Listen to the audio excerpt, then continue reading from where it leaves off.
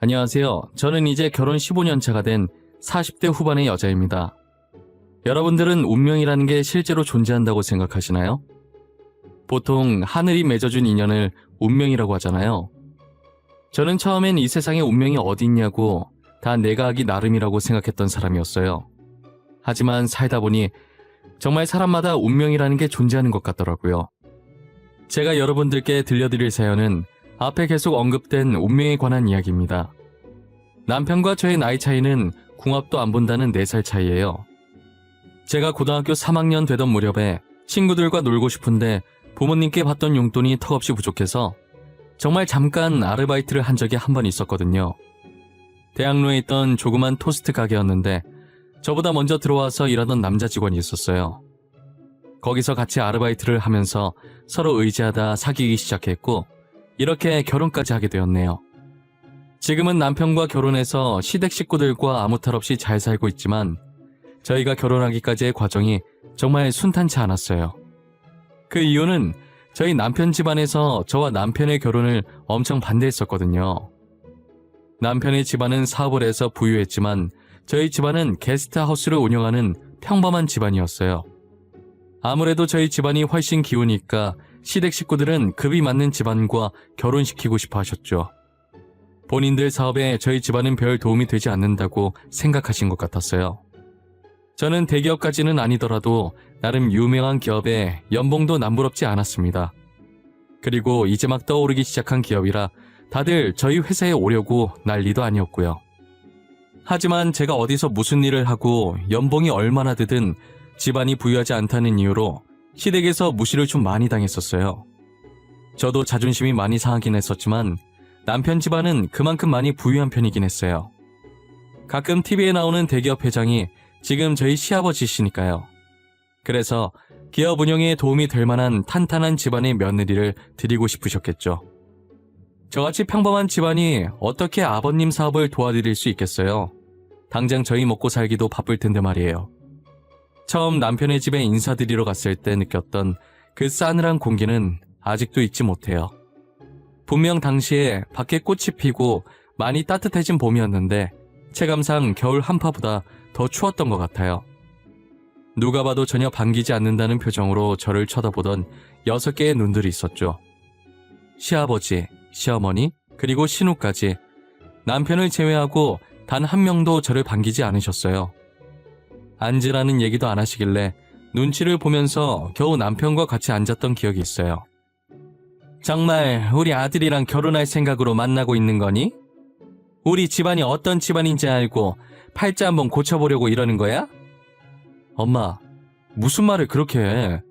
우리 집 그런 애 아니야. 아빠가 무슨 일 하는지 몰랐어. 내가 며칠 전에 말해줘서 알았지.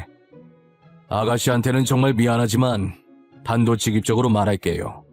저희는 아가씨를 며느리로 받아들일 마음이 전혀 없어요. 그래요.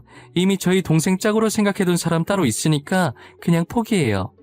솔직히 그쪽 집안이랑 우리 집안 너무 안 맞는다는 거 알고 있죠? 진짜 누나까지 왜 그래? 다들 꼭 이렇게 못되게 말해야겠어? 돈만 많으면 다야?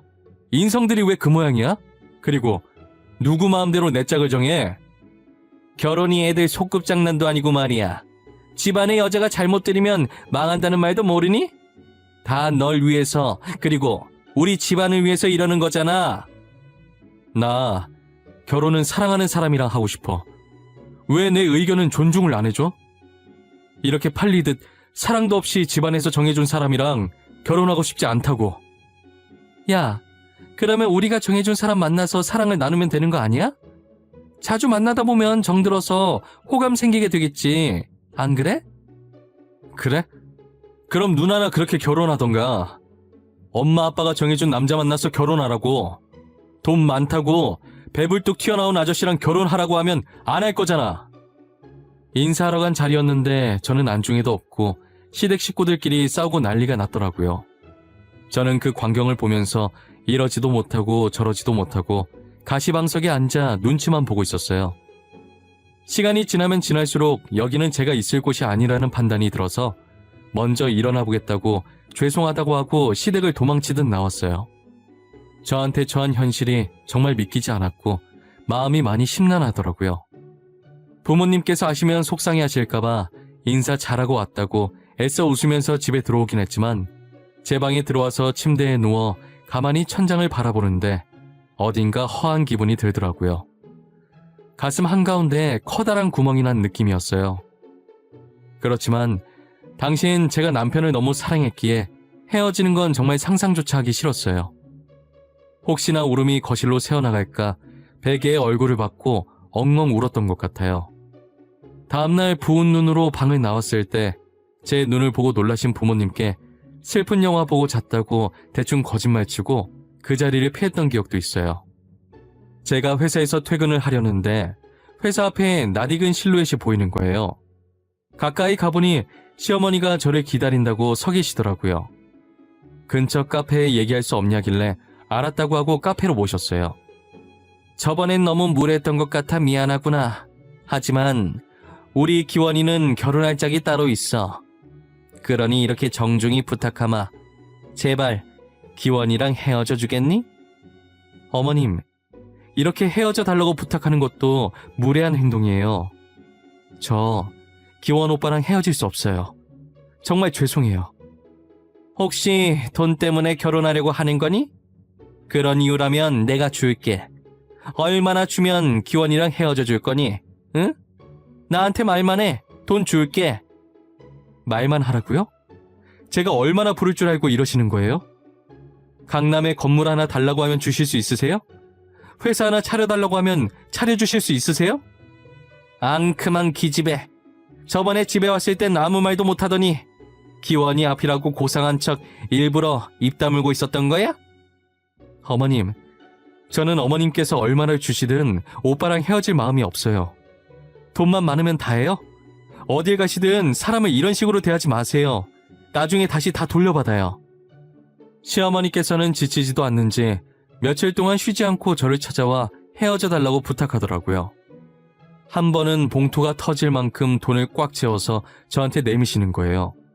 확인해보고 부족하면 말 안 하면서요. 저는 시어머니께서 매일 찾아오신다고 해도 버틸 수 있을 때까지는 버텨보려고 했었어요. 하지만 돈 봉투를 내미는 모습을 보고 남아있던 정도 모조리 떨어져서 도저히 못 참겠더라고요. 결국 시어머니께서 바라시는 대로 남편에게 헤어지자고 말하고 휴대폰을 꺼놨었어요. 저는 항상 밖에서 속상한 일이 생기면 늘 집에 와서 할머니한테 말했었거든요. 옛날엔 힘들고 속상한 일 있으면 대나무 숲 가서 있는 힘껏 소리 지르면서 스트레스를 푼다고 하잖아요. 할머니는 저의 고민이나 영양가 없는 쓸데없는 말까지 전부 들어주시는 대나무 숲 같은 존재셨어요.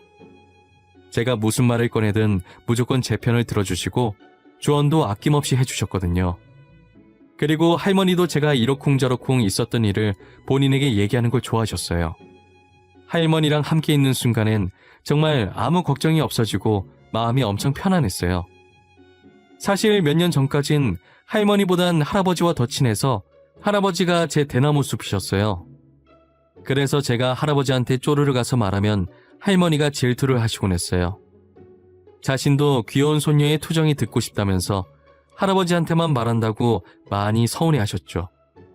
할머니와는 별다른 일이 없었는데 이상하게 거리감이 느껴지더라고요. 아마도 어머니와의 마찰을 빚는 장면을 몇 번 보게 되다 보니 그렇게 된 것 같다는 생각이 들어요. 할아버지께서 세상을 떠나신 뒤로는 줄곧 할머니께 가서 조잘거리기 시작했죠. 할머니, 나 완전 어이없는 일 있었어. 오빠 집에 인사드리러 갔던 거 알지? 내가 마음에 안 드는 건 괜찮거든? 근데 왜 우리 집안 가지고 걸고 넘어지는지 모르겠어. 뭐? 아직도 집안 타령하면서 결혼을 반대하는 사람들도 있단 말이야? 지금이 아직도 호랑이 담배 피던 시절인 줄 아는 양반들이 있나? 내 말이 그 말이야. 결혼하는데 집안이 뭐가 그렇게 중요해? 둘이서 잘 먹고 잘 살기만 하면 되는 거지. 굶어 죽지만 않으면 되는 거 아니야? 결혼하면 집안 다 필요 없어. 둘이서 나가 살 건데 무슨 상관이래. 그 집안도 참 유별나다, 유별나. 돈 많은 집안은 아직도 그러고 사나 보네. 아니 진짜 자기들이 돈이 있으면 얼마나 있다고 저러는 거야. 나보고 돈 줄 테니까 오빠랑 헤어지래. 누굴 거주라는 거야, 뭐야? 뭐? 완전 썩을 것들이구만. 그게 어디서 배워먹은 버르장머리래? 이 할미한테 데리고 와 아주 눈물 콧물 쏙 빼놓으려니까. 그럴 필요 없어. 내가 건물 줄 거 아니면 됐다고 했거든. 오빠랑도 헤어졌어. 그런 시어머니 있으면 진짜 피곤할 것 같아. 그래, 잘 헤어졌네. 누가 감히 우리 귀한 손녀한테 그런 대우를 해? 그놈 아니어도 좋은 놈 이 세상에 흘러넘치고도 남아. 할머니께 시어머니와 있었던 일을 말해드리니 제게 누가 감히 그런 대우를 하냐고 하시더라고요. 잘 헤어졌다고, 그런 시어머니 밑에 들어가서 좋을 것 하나도 없다면서 결혼 전에 걸러져서 다행이라고 당신 일처럼 화를 내시면서 저를 위로해 주시더라고요. 저는 본인 일처럼 화내주시는 할머니가 제 편이라는 게 너무 든든했어요. 이런 할머니가 제 할머니라는 게 너무 좋았고 할머니 없는 세상을 상상하기도 싫었어요. 남편과 헤어지고 2달 정도 지났을 때쯤 역시 시간이 지나니 저도 어느 정도 괜찮아지더라고요. 간만에 친구들이랑 쇼핑이라도 한번 해볼까 싶어서 백화점으로 향하고 있었는데 백화점 근처에 있던 카페에서 정말 우연히 다른 여자와 함께 있는 남편을 보게 되었어요. 지희야, 저기 카페에 앉아있는 저 남자 네 남자친구 아니야? 왜 다른 여자랑 같이 있냐? 둘이 헤어진 지 얼마나 됐다고. 닮은 사람이겠지. 요즘 비슷하게 생긴 사람이 한둘이야? 지금 우리도 갈 길이 바쁘거든? 그러니까 신경 쓰지 말고 그냥 가자. 아니라니까. 진짜 네 남자친구 맞다니까. 알잖아. 나 사람 얼굴 잘 기억하는 거. 2달 만에 다른 여자를 만났다고? 진짜 네 남자친구도 대단하다. 이제야 좀 괜찮아지나 했는데 카페에서 다른 여자와 있는 남편을 목격하고 나서 다시 심란해지더라고요. 도대체 그 여자는 누구이며 어떤 관계였고 왜 만나게 된 건지 하나부터 10까지 궁금증 투성이었어요. 그런 일은 절대 없겠지만 나와 만나고 있을 때도 아는 사이였는지 궁금했어요. 저는 평소처럼 집에 가서 할머니께 어린아이 마냥 툴툴거리며 하소연을 하고 있었어요. 열심히 핏대 세우면서 울분을 털어놓는 와중에 전화가 한 통 오더라고요. 전화를 받고 나가니 시어머니께서 저희 집 앞에 서 계셨었어요. 우리 기원이랑 다시 만나. 그렇다고 너네 둘 결혼까지 허락하는 건 아니다. 나는 연애만 허락한 거니까 둘이서 연애만 해. 알겠니? 어머님, 갑자기 찾아와서 무슨 소리를 하시는 거예요? 뭘 허락해요? 저 귀여운 오빠랑 헤어졌어요. 헤어진 지 2달이나 됐는데 오빠한테 못 들으셨어요? 들었어. 그래서 다시 만나라고 이렇게 찾아온 건 아니겠니? 그렇게 선보기 싫다던 애가 이번 한 번만 나가주면 너 만나는 거 허락하겠다 했더니 바로 나가더라? 그래서요? 저희가 다시 만나든 말든 그건 저희 마음이죠. 어머님이 헤어지라고 하면 헤어지고 다시 만나라고 하면 다시 만나야 하나요? 우리 아들이 너무 딱해 보여서 내가 기껏 여기까지 찾아왔더니 싫으면 말거라. 우리 아들 데리고 가려는 여자는 너 말고도 차고 넘쳤으니까. 저는 시어머니가 하는 꼴이 마음에 들지 않아서 남편을 다시 만나지 않으려고 했어요. 하지만 사람 마음이라는 게 제가 아무리 눌러보려고 해도 어쩔 수가 없더라고요. 결국 저는 남편을 다시 만나게 되었고 남편은 저와 2번째 연애를 시작하면서 결혼하겠다는 일념 하나로 시부모님을 끈질기게 설득을 했더라고요. 시부모님께서는 하루가 멀다 하고 괴롭히는 남편 때문에 2손 2발 다 들고 상견례 날짜를 잡아주셨어요. 고대하던 상견례 날이 되었고 저는 할머니를 모셔가기 위해 열심히 준비 중이었어요. 할머니는 자신이 그런 곳 가서 뭐하냐고 안 가시겠다고 한사코 거절을 했지만 할머니도 가족인데 가는 게 당연하다며 꼭 같이 가달라고 매달리다시피 사정을 했었어요. 할머니, 지금 뭐해? 빨리 옷 입어야지. 옷 입어야 나갈 거 아니야. 우리 이러다 늦겠어. 내가 어제 사다 준 옷 입어. 아이, 나는 안 갈란다. 나 빼고 셋이서 갔다 와. 상견례 자리에 이 늙은이가 가서 뭐 한다고? 됐어, 안 가. 할머니도 가족인데 왜 안 가? 당연히 가야지. 빨리 옷 입어. 할머니 안 가면 나도 안 갈 거야. 어머님, 얼른 옷 입으세요.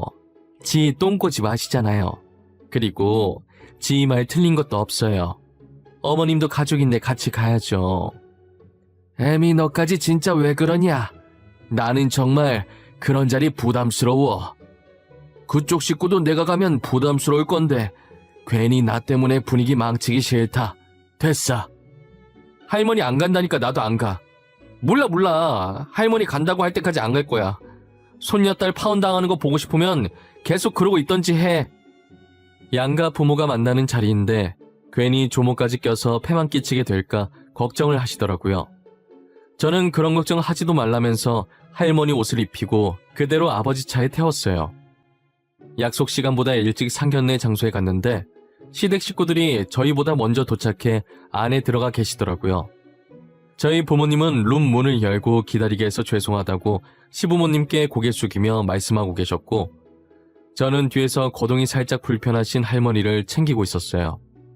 시부모님께서는 그런 저를 보고 할머니까지 모시고 온 거냐며 못마땅하다는 듯 말하시다가 할머니의 얼굴을 보고서 눈에 띄게 놀라시며 입만 벌리고 아무 말도 못하시더라고요. 그러더니 시부모님께서 헐레벌떡 일어나셔서는 저희 할머니께 큰 절을 올리는 게 아니겠어요? 순식간에 벌어진 상황에 저희 가족은 물론이고 남편과 신우까지 놀래서 이 상황을 쳐다만 보더라고요.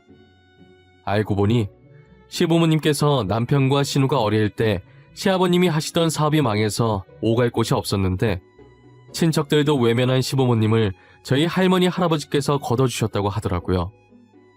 지금 말로는 쉐어하우스, 당시 말로는 하숙집이라고 하죠. 할머니 할아버지께서는 예전에 대학생들을 대상으로 한 하숙집을 하셨었어요. 저희 아버지 형제가 성인이 되고 자취를 하는 바람에 빈 방을 이용해서 운영하시게 되었어요. 대학생들은 타지에서 오는 경우가 많았고 보통 아르바이트를 해서 의식주를 해결하기 때문에 같은 자식 키우는 부모의 마음으로 시세보다 조금 저렴한 가격으로 방을 내어주셨었어요. 대학생이 아닌 가족에게 방을 내어준 것도 어떠한 대가를 받지 않고 방을 내어준 것도 시부모님네가 처음이자 마지막이었다고 하더라고요. 이제 막 걸어다니기 시작하는 아이들을 데리고 길거리를 떠돌던 모습이 안쓰러웠다고 하셨었어요. 본인들이 적자를 보더라도 방을 하나 내어줘야겠다는 생각을 했다고 하시더라고요. 같이 생활하는 동안엔 자신의 친자식처럼 친손자처럼 보살펴 주셨다고 하셨었어요. 시부모님께서는 빈손으로 들어와 저희 조부모님께 얻어먹기만 하는 게 너무 죄송해서 어떤 일이든 해서 얼른 빚을 갚고 하숙집을 떠나야겠다는 생각을 하셨었대요. 그래서 시어머니께서는 식당 일을, 시아버지께서는 막노동을 잠깐 하셨었다고 하더라고요. 열심히 번 돈으로 조부모님께 방값 드리려고 방문을 여니 안 계셔서 화장대에 돈봉투만 놓고 나왔는데 일을 마치고 집에 와보니 조부모님한테 드렸던 돈봉투가 다시 시부모님 방으로 돌아와 있었대요. 방값 안 줘도 되니까 그 돈 모아서 가족들끼리 편히 지낼 수 있는 곳으로 이사가라는 편지와 함께 말이에요. 할머니의 편지를 보고 시어머니께서는 소리가 새어나갈까 입을 막고 엄청 우셨다고 하시더라고요. 태어나서 제일 많이 울어본 날이 그날이었다고 하셨었어요. 그렇게 돈을 조금씩 모아서 내 식구가 겨우 누울 수 있을 정도의 단칸방으로 이사를 갔다고 하셨었어요. 사업이 망하게 된 게 시아버지께서 친구의 보증을 잘못 써주는 바람에 그렇게 됐다고 하더라고요. 다행히 친구가 어디서 돈을 구한 건지 다시 시부모님 앞에 나타나 미안하다며 돈을 쥐어주고 갔대요. 다시 큰 돈을 손에 쥐어지게 되자 저희 조부모님부터 생각이 났었대요. 그래서 곧바로 하숙집을 찾아갔었는데 그땐 이미 하숙집이 없어진 상태였다더라고요. 결국 주인 잃은 돈으로 시아버지께서는 사업을 시작했고 사업이 대박나면서 단칸방을 탈출하셨다고 하셨었죠. 시어머니께서 옛날 이야기를 마치고 눈치를 보며 조심스럽게 할아버지의 안부를 여쭤보셨는데 할머니께서는 정말 덤덤하게 웃으시면서 더 이상 이 세상에 없다고 대답하시더라고요. 어머님, 저 오늘 아버님이랑 같이 안 오셨던데 아버님은 잘 계시는 건가요? 아버님도 여기에 같이 계셨으면 참 좋았을 텐데 말이에요. 우리 영감탱이 이 세상 사람 아니야. 저기 가서 다른 할매 만나서 잘 살겠지 뭐. 아, 저희가 더 일찍 찾아뵀어야 했는데 너무 죄송해요. 저희 먹고 살기도 바빠서 은혜도 있고 두 분 찾을 생각을 못했어요. 괜찮아. 나라도 이렇게 만나서 다행이지. 아마 영감도 하늘에서 보고 있을 거야. 그래도 지금 이렇게 잘 살고 있는 모습 보니 보기 좋네. 시부모님은 더 일찍 찾아뵐 걸 너무 죄송하다고 눈물을 훔치기 시작하셨어요. 할머니는 나이 들면 다 떠난다고 울 것 없다면서 가라앉은 분위기를 풀어보려고 하셨죠. 걱정이 많았던 저희 상견례는 할머니 덕분에 화기애애한 분위기로 마칠 수 있었어요. 상견례를 마치고 집으로 가려던 제 발길을 시어머니께서 막으셨어요. 그리고 자신의 두 손으로 제 오른손을 꼭 잡으시더라고요. 지희야, 그동안 내가 많이 미안했다. 사람은 망각의 동물이라고 하잖니. 원래부터 잘 살았던 것 마냥 유세만 떨고 그동안 과거에 힘들게 살았던 나를 잊고 살았어. 아니에요, 어머님. 하나뿐인 아들이 과거의 시부모님처럼 고생할까봐 조바심에 그런 거잖아요. 저도 나중에 아들 낳으면 좋은 곳에 장가 보내고 싶을 것 같아요. 어머님 마음 이해해요. 그렇게 생각해준다니 너무 고맙구나. 그래도 나를 용서하지는 말거라. 나도 올챙이적 생각 못한 내 자신을 용서할 수가 없어. 시어머니께서는 제가 아버지 차에 타기 전까지 계속 미안하다고 하셨었어요. 시아버님과 신우도 그동안 제게 무례하게 행동한 점 진심으로 미안하다고 사과하셨었고요. 저는 더 이상 미안해하지 않아도 된다고 앞으로 행복할 일만 생각하자고 말씀드렸어요. 저의 말에 이런 착한 며느리를 못 알아보고 제 복을 제 발로 찰 뻔했다고 하시더라고요. 연애하던 시절부터 결혼 준비는 이제껏 저희가 모아둔 돈으로 하려고 했었는데 시부모님께서 절대 그렇게 하지 말라면서 엄청 말리시더라고요. 이렇게라도 저희 조부모님께 진빚 갚고 싶으니 부담 갖지 말라고 하시면서 집과 혼수, 그리고 결혼에 필요한 모든 것들을 시댁에서 준비해 주셨었어요. 제가 괜찮다고 몇 번이나 말했지만 사양하지 말라고 엄마가 딸한테 주는 거라고 생각하라 하더라고요.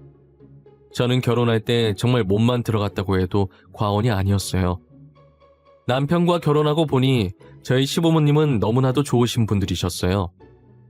할머니를 다시 만나신 이후로 사업 욕심도 완전히 버리시진 못하겠지만 예전보다는 많이 버리셔서 많이 인자해지셨고 제가 추천해드린 보육원에 봉사활동도 다니시면서 하루하루 누구보다 바쁘게 지내셨어요. 알려지면 보여주기식 봉사 같은 느낌이 들어서 사람들 몰래 봉사를 하고 다녔었는데 이게 어떻게 소문이 났는지 기자 귀에까지 들어가서 기사가 난 거예요. 덕분에 기업의 이미지는 당연히 전보다 훨씬 더 좋아졌고요. 이미지가 좋아진 만큼 실적도 나날이 높아져 하늘을 찌를 기세였어요. 지금 결혼한 지가 어느덧 벌써 15년 차가 되었는데 여전히 시댁 식구들과 사이가 좋아요. 신우와는 언니 동생하는 사이가 되었고 시부모님은 저를 친딸인 신우보다 더 친딸처럼 대해주세요. 시댁에 가는 날이면 신나서 빨리 가고 싶은 마음에 잠을 제대로 못 잘 정도로 제게 잘해주십니다.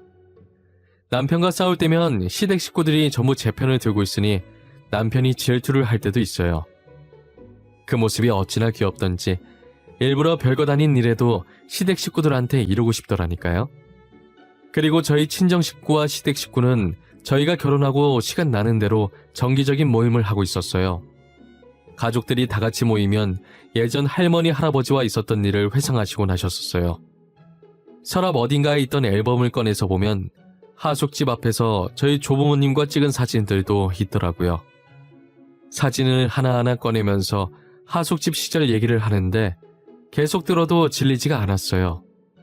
그리고 시부모님께서는 그 순간을 생각하며 세상에서 제일 행복하게 웃으셨죠. 할머니께서는 제가 결혼하고 몇 년 후 치매로 고생하시다가 세상을 떠나셨어요. 줄곧 저희 어머니께서 할머니를 모셨었는데 시어머니께서 할머니의 치매 소식을 듣고 하루도 빠짐없이 매일 찾아와 어머니와 함께 치매 걸린 할머니를 돌보셨었어요. 할머니가 시어머니를 못 알아보고 화를 내셔도 애교를 부리시면서 할머니를 달래셨더라고요. 시어머니께서 애교를 부리실 거라는 걸 상상조차 해본 적이 없었는데 친정어머니도 그 모습을 두 눈으로 직접 보고도 믿기지 않아 많이 놀랐다고 하시더라고요.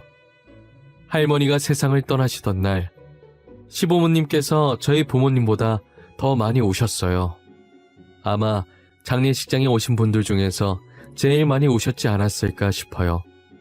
시어머니는 할머니의 입관하는 모습을 보시다 너무 울어서 쓰러지신 적도 있으세요. 아마 모르시는 분들이 보면 저희 시부모님이 할머니 자식들인 줄 알았을 거예요. 친정아버지는 자신의 부모처럼 진심으로 슬퍼해 주시는 시부모님께 감사하다고 하더라고요. 저도 할머니가 세상을 떠나시면 많이 울 것 같았는데 살아생전 자신이 떠나면 웃으면서 보내달라고 하셨어서 할머니의 유언에 따라 울지 않고 씩씩하게 웃으면서 할머니의 마지막 가시는 길을 배웅했었어요. 시부모님께서는 특별한 날이 아니더라도 종종 저희 조부모님이 계신 납골당에 찾아가신다고 하더라고요. 조금 더 빨리 찾았다면 더 많은 추억을 쌓고 떠나셨을 텐데 죄송하다고 고개 숙이다가도 뭐가 그렇게 급해서 이렇게 빨리 가셨냐며 울면서 한탄을 늘어놓으신다고 하셨어요. 이건 저희 어머니한테 들은 건데 나중엔 왜 착한 사람 먼저 데리고 가냐고 하늘에 삿대질도 하신다는 거예요. 그 모습을 보고 저희 어머니가 다른 사람이 본다면서 창피하니까 손 내리라고 한 적도 있었대요. 저희 부모님도 같이 납골당에 가게 되시면 간혹 저렇게 납골당에서 있었던 일들을 말씀해 주시는데 그때마다 시어머님이 하신 행동이 너무 웃겨서 눈물을 찔끔 흘립니다. 시부모님께서 납골당에 다녀온 날이면 두 분 다 눈이 퉁퉁 부어서 집에 오시기 때문에 모를 수가 없었어요. 남편과 저는 그 모습을 보고 조용히 웃으면서 못 본 척 방으로 들어간 적이 한두 번이 아니에요. 저는 그런 귀여운 시부모님과 남편에게 저희 할머니 목까지의 사랑을 듬뿍 받으면서 아이들을 키우며 행복한 하루하루를 보내고 있어요. 할머니께서 제 대나무 숲이 되어주시기 전까진 제게 사랑 표현을 잘 못하셨는데 제가 어렸을 때부터 저를 엄청 이뻐하셨다고 하더라고요. 하지만 제가 할머니를 불편해하는 것 같아서 제게 먼저 다가가지 못했다는 걸 뒤늦게 들었어요. 그 말을 듣고 할머니께 엄청 미안해서 얼마나 울었는지 모르겠어요. 제가 이렇게 화목한 가정을 이룰 수 있었던 건 다 할머니 덕분이라고 생각해요. 할머니와 행복했던 추억들을 가슴 깊숙이 새기고 늘 할머니에게 감사하다는 생각으로 살아가려고 해요. 제가 이 사연을 쓰면서 인연이라는 게 참 신기하다는 생각이 들었어요. 여러분들도 저와 비슷한 경험을 해보신 적이 있으신가요? 만약 있으시다면 댓글로 많이 남겨주세요. 남겨주신 글들 하나하나 빠짐없이 전부 다 읽어보도록 할게요. 지금까지 제 이야기 들어주신 모든 분들께 감사합니다. 오늘도 소중한 사람들과 행복한 하루 보내시고 하시는 일들과 앞으로 하고 싶으신 일들 모두 잘 될 수 있도록 기원하겠습니다.